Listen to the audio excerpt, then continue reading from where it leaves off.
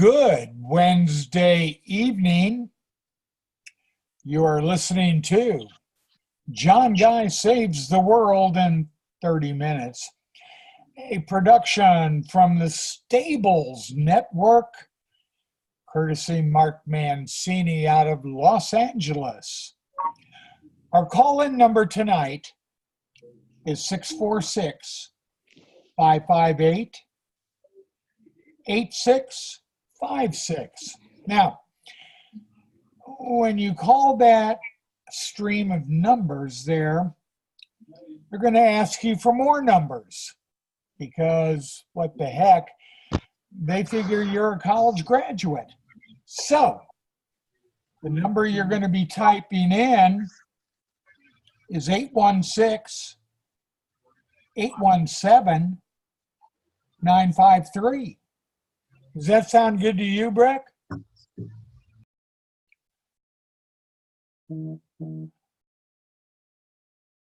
I think it does. I think that's what is going to work. Can you hear me, John? I can, Breck.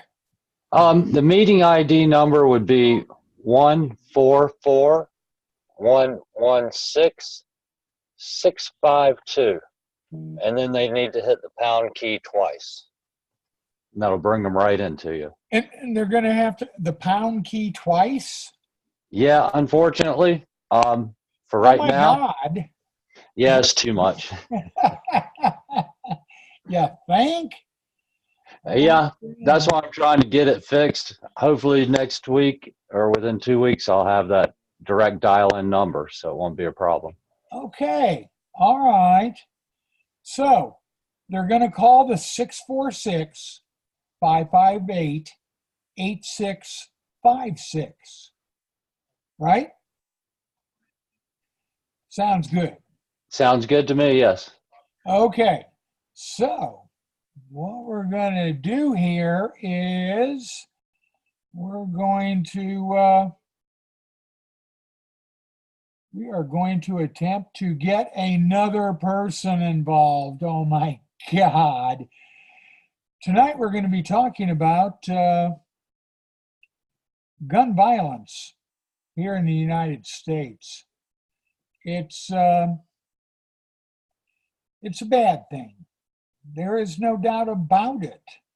It is remarkable that in this day and age, our country kills so many people, mostly with handguns.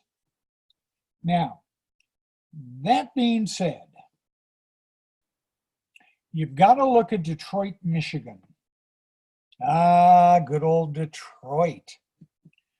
And the fact that Detroit, generally speaking, runs about 300 homicides every year, which is a bad number.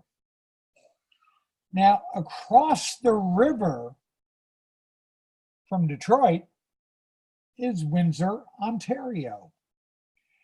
And Windsor, Ontario averages about 6 murders a year. So, here's my question. My question is very simple. Why do Americans like to shoot each other in the face with a gun? Now, Canadians per capita have more guns than we do. They just don't shoot each other in the faces. So, I'm trying to figure out, I think that the majority of Americans, possibly a high number, do not want to get shot in the face. And I'm thinking, as a former medical personnel member of the armed forces, that could hurt. It could ruin your day. Absolutely. So why is it that Americans shoot each other in the face and Canadians do not? In fact, the English don't. The Irish don't. Nobody does it like Americans. We shoot each other in the face. Now, tonight, I've got one of only 6 people from the state of Florida that are still awake. The other Oh, 5 really? people, the other 5 people are criminals. This one is not. This one actually attended college, which again puts her in the upper percentages in the state of Florida. Peggy Palmer is joining us from, I don't know, some retirement community in the Gulf state. Oh, come on. Well, okay. I mean, what time is it there, Peggy? What time is it? Yeah. It's not, Sarasota, Florida is where I live. And everyone, I'm sorry. everyone has, at this point, I think, probably they're done with Wheel of Fortune, and Jeopardy's over. Hell, Lawrence Welk isn't still on there, is he?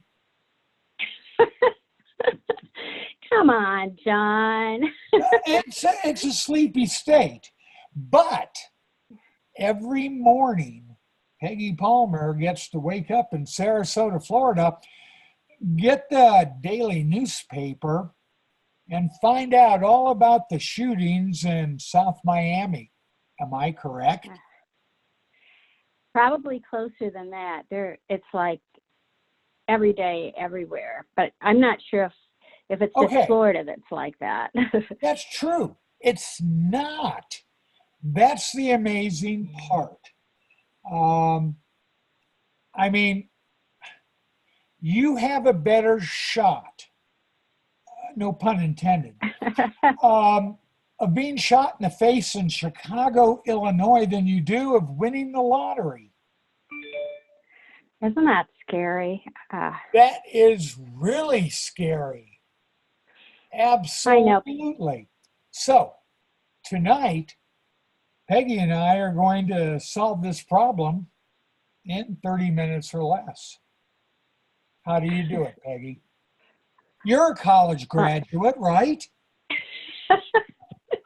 Well, I really think that it's a deeper cultural problem than just the gun control issues at the top. That everybody, I think, of course, everybody that I know thinks that there should be tighter gun control, and that certain weapons are not needed by the general public. Nobody needs the AK-47.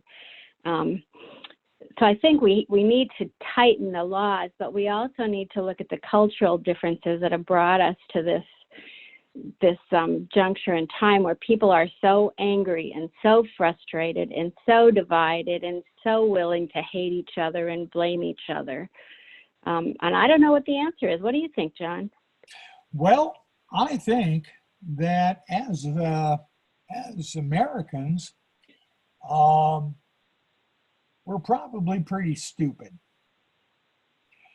I think that everyone gets wrapped up with the Second Amendment, and they go, oh my God, you can't take my guns away from me. It's protected in the Second Amendment.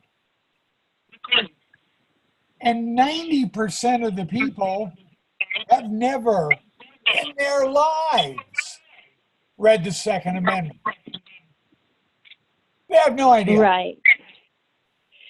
I think we have another call or two, don't we? Maybe. No, I think we did. Okay, so that being said, I don't have a problem if people want to carry guns, as long as they follow the Second Amendment, which would beg to ask them what militia they are in. Eli, you with Yeah. us? Hey, John. Well, just wanted to call in and say, hey. Hey, okay, you're a cop. And so, how do you stop people in this country from shooting each other in the face? Well, John, I'm a firm believer in when there's a will, there's a way. If someone wants to shoot you in the face, you're not going to be able to stop them from trying. Well, that's depressing, Well, especially it's coming fact. from a police officer. Gee. It's true though. I mean, illegal people do. Look what everything that we made everything illegal. Yet it still gets done. Yeah, that's true. That's true. Now, Chicago on a regular weekend, I think, Chicago gets, I don't know, 75 gunshot wounds a weekend. And That's guns because- are illegal in Chicago. Well, they blame all that on blame all that on northwestern Indiana. They claim that. Oh, okay. Okay. So they're And I blaming did- it on Gary, huh? I'm dead serious. They are. That's pretty disturbing. But Cabrini Green, a housing project that was in Chicago, the South Side, even the mailmen would not deliver mail. The firemen would not go in to fight a fire because of the gun violence in that wonderful apartment complex.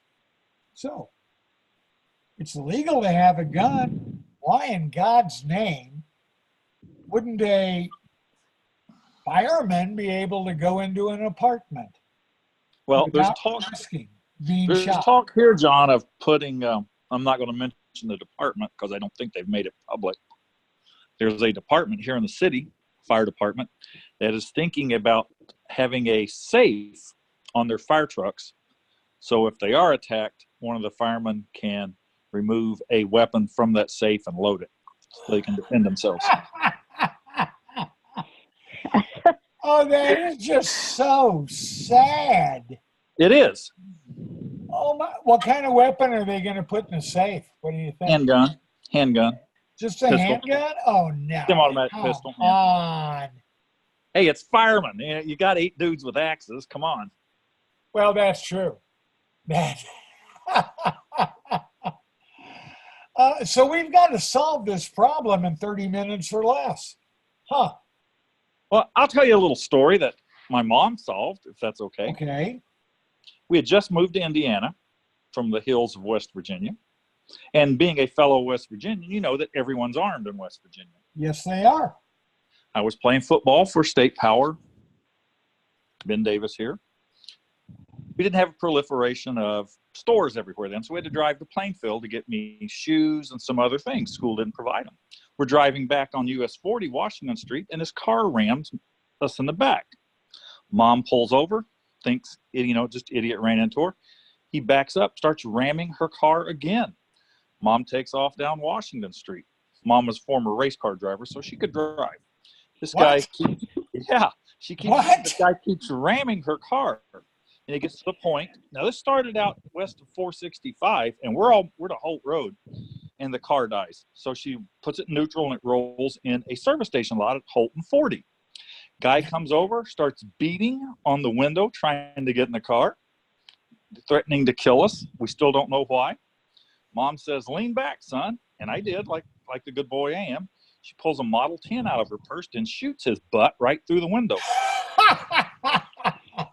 It stopped him from trying to kill us, John. I was a little skinny 14-year-old. I couldn't hear for a day and a half. That Model 10 went off my face.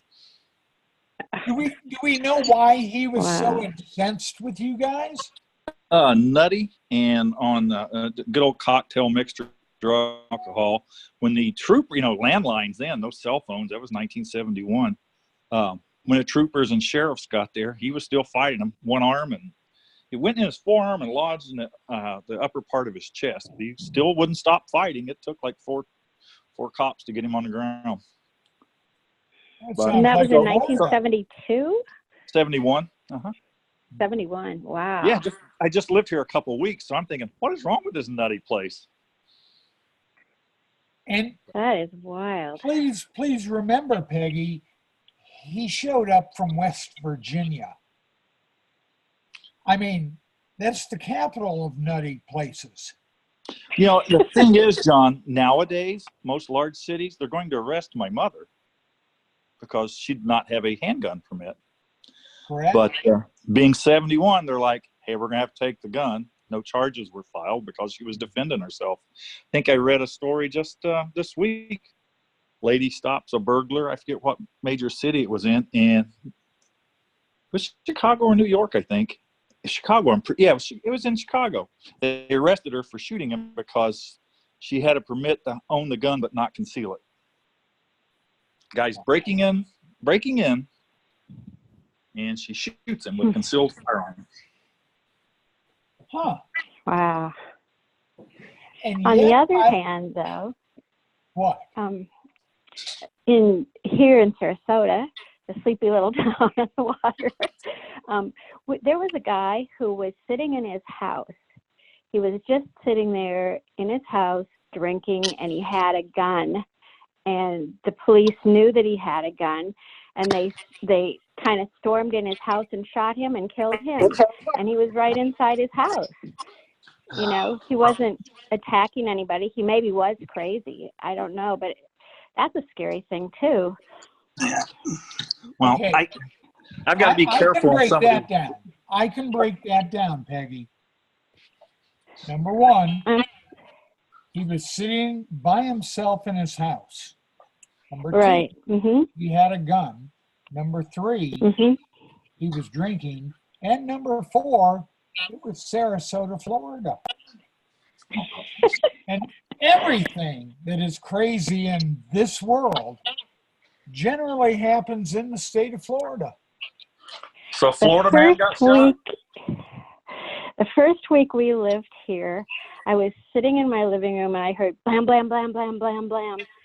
And I looked out, and just like 3 houses over, there were like 6 policemen pointing a gun at a guy who was laying in the front yard of my neighbor's house. And it turned out that he had threatened people with toy nunchucks, and so they couldn't, and he was off his medication, and you know, he had to be airlifted and probably is never the same again. But you know, it's the issue of this mental illness that's huge.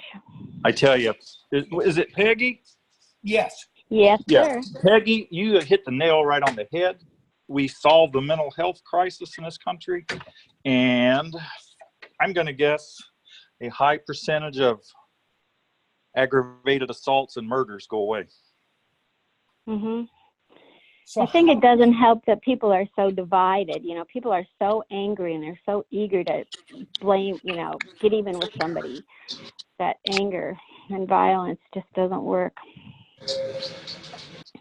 Well, so how are we going to solve this? I mean, are we going to put everybody in therapy?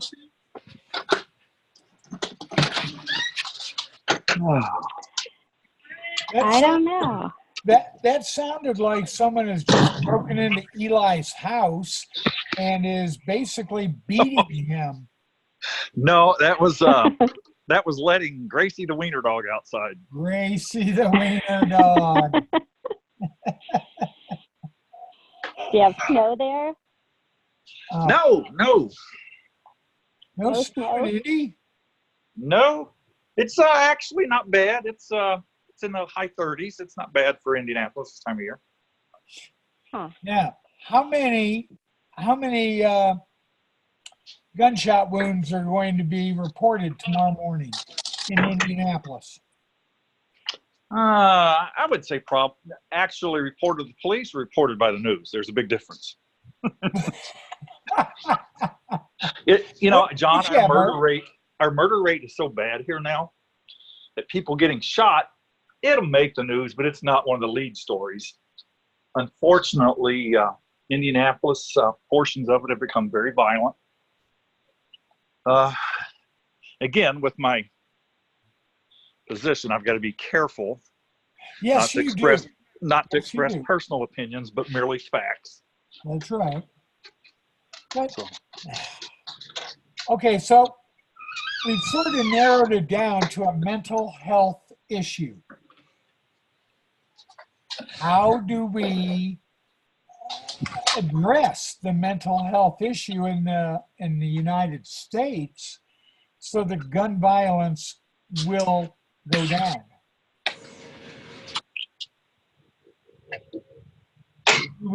Do we arrest anyone that has a handgun and is waving it around and put them in a mental institution? I would not favor that. I wouldn't either. No. On the other hand, my idea is very simple. If you want to own a gun, that's fine. But you have to go live in Montana. You know what I say about Montana, John? Montana is everything Texas leads the rest of the country into believing they are. That's right. You put, instead of trying to put a fence on the southern border with Mexico, which is never, ever, ever going to work, and that's coming from someone that lives, an hour and a half from the border, you put that same wall up around Montana. And you just dump all the gun owners up there. And if they want to shoot each other in the face, go right ahead. Okay, you got to wait 3.5 years on that wall because that's where I'm retiring to, John. You're retiring to Montana? Absolutely, sir. Whereabouts? I want to live in the eastern half, preferably the eastern third, so I don't get all the crummy weather from the mountains. Okay, notice, if you will, the dead silence on the airway. Well, I actually think, the people in Montana are probably, I don't know, I'm just stereotyping Montana people, but I would assume that they're probably not shooting each other No, and I'll tell you as one much thing. as they're shooting They don't. deer or shooting hunting or whatever, protecting I've taken themselves. friends out there, and I warn them before I go, like, there's a lot of open carry out there. I've never heard of anyone getting shot, and I go there every 2 years, John, for vacation. Okay. Yeah. And I'm not making judgment here. I'm going to throw something out for you. You always hear about the proliferation of guns causing violence. I'll tell you one place I've never heard of a shootout, an NRA convention.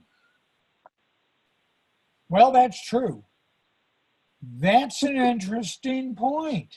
So if the inanimate object is causing it, one would think that they would have massive shootouts every convention. You would think, Well, yeah. if they control, I don't think anybody's against people having guns per se, but they don't need assault rifles and all these weapons of mass destruction. I'm going to call you out. know? Define assault rifle. Uh-oh. Well, something that can fire, I don't know how many, I'm not a hunter or a gun person, but something that can kill, 10 or 20 people in a few minutes. John, I can it's do not that with this Old West revolver. And John You will can? verify for me. I absolutely Yeah. can. You weren't the one. Really? No. Yeah. I I'm very think well it's trained. glorified, the young crazy people they glorify the violence and the I think it's a way for them to feel recognized and to make some kind of name for themselves. Yeah. And Yeah. Absolutely. Okay. So We have a radio host here in the mornings that does got a 2-hour show in the morning and a 2-hour show in the afternoon. Anytime one of those people, mass murderers, is in the news, he makes a point never to mention their name. And that's a good thing. it is. And I wish everyone would adopt that policy. But I do agree with you that it's done for attention. All you have to, America is driven by attention seekers now. I'm going to use a phrase that my friends know I use a lot, and I'm going to throw it out there. Attention whores. That's what we've become. Everyone wants to put their life on Facebook, on any other social media, and we thrive on getting attention now instead of getting stuff done. Yeah. Absolutely. We're going to be having to wrap this up, but I leave you with this solution. And see if you follow the fact that gun violence will drop significantly. And that is this. Anyone 21 years of age or younger should be euthanized. Well, mine's not quite as extreme, John.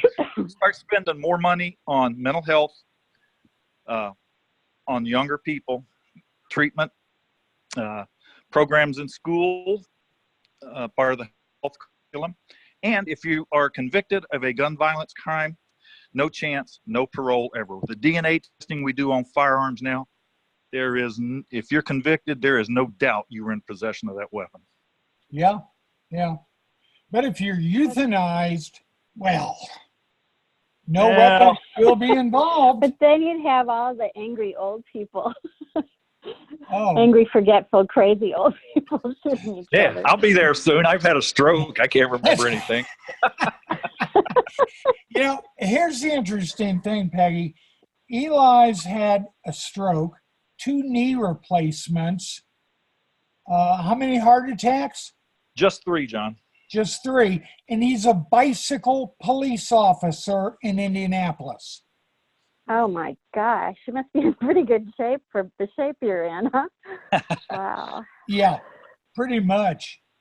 Peggy, Eli, thanks for being on this week. Next week, let's solve another problem. What should we solve, Peggy and Eli? Come on.